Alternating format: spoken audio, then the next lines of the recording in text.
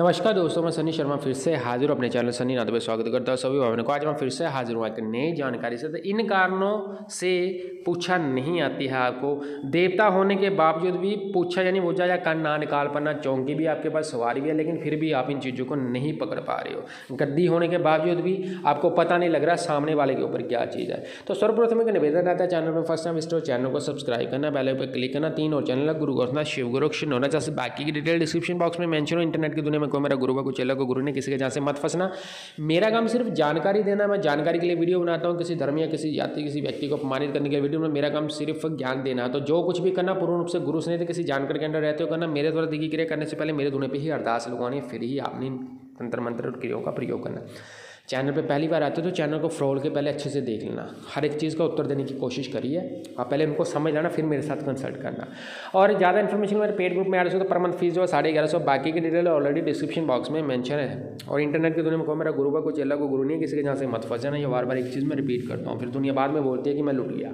तो पहले वीडियो को देख लिया करो बिना स्किप करें। इन कारणों के कारण आपको पूछा नहीं आती है। देखो, पूछा लेने के लिए दुनिया बड़ी तड़फती है कि मुझको पता लग जाए कि आगे क्या हो रहा है, पीछे क्या हो रहा है।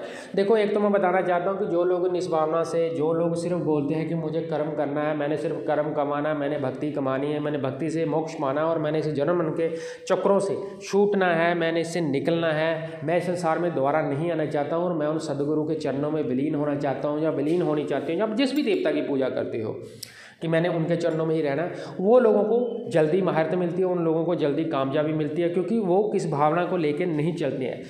जब हम कोई साधना सिद्धि करते हैं, कुछ लोग क्या होते हैं कि इंटरनेट से मंत्र उठा देते हैं। आजकल तो इंटरनेट पे ट्रेंड चल रहा है ना कि हर एक चीज़ का मर्ज का उत्तर मिल रहा है। या कुछ देवते ऐसे बना दे लोगों ने, कुछ भूत प्रेत ऐसे ईजाद कर दिए जो है ही नहीं है, जो देवता को स्वयं में नहीं पता कि ऐसी चीज़ें भी होती है। तो देवता भी हंसता आगे से, वो बोलता कि ऐसी चीज़ है ही नहीं संसार में, तो चलो ये तो कलयुग है, यहाँ पे क्या कुछ होगा।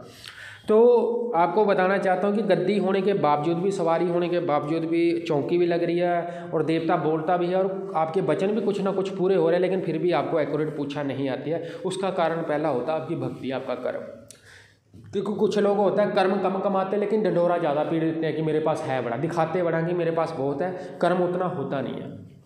अगर आप 10 बंदों का काम कर रहे हो तो इतनी आप में कैपेबिलिटी होनी चाहिए कि आप 10 माला फेरने की भी कैपेबिलिटी रखो आप डेली की, कि मुझे 10 माला फेरनी भी है, क्योंकि एक माला सबके हिस्से में चलेगी। उसके बाद मुझे एक माला और ऊपर करनी है जिसमें मैं और मेरा परिवार इंक्लूड है, तो 11 माला तो यही होगी। लेकिन पब्लिक क्या, पब्लिक डील करती है, पब्लिक के पास भजन और कीर्तन उतना होता नहीं है, काम हम करने लग जाते हैं। बिना गुरु के जो लोग चलते हैं उनको तो कभी भी नहीं आएगी ये, वो कभी भी नहीं उस चीज़ तक नहीं पहुंच पाएगी। देवता अगर कभी उत्तर देगा भी नहीं देगा तो वो उत्तर भी अपनी मर्जी से देगा, जिसमें तुम्हारे साथ ही कुछ अच्छा होना, यानी भगत के साथ कुछ अच्छा होना या बुरा होना, उसका ही आपको उत्तर मिलेगा। बाकी आप जोर लगा लेना, कभी भी आपको उस चीज़ का उत्तर नहीं मिलेगा।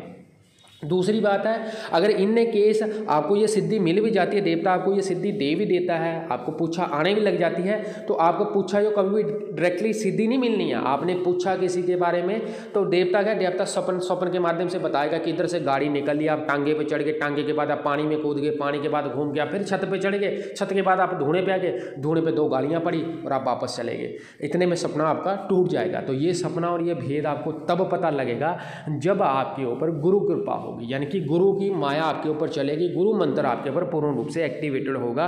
गुरु ही आपको इस चीज़ का तोड़ बताएगा कि सपने का अर्थ क्या निकला है। कई बार क्या होता है, देवता आपको देश के थ्रू कोई चीज़ मांगता है, एक ही चीज़ बार बार रिपीट होनी, तो उसके ऊपर थोड़ी बुद्धि लगानी पड़ती है कि क्या मेरे से कोई गलती हो रही है, या देवता एक ही चीज़ मेरे से बार बार मांग रहा है। वो चीज़ आपको, जब तक आप उस चीज़ को पूर्ण नहीं करते, उस कार्य को पूर्ण नहीं करते, आप नेक्स्ट स्टेज में कभी भी नहीं जा सकते हो। गद्दी चौंकी होना बड़ी बात नहीं है।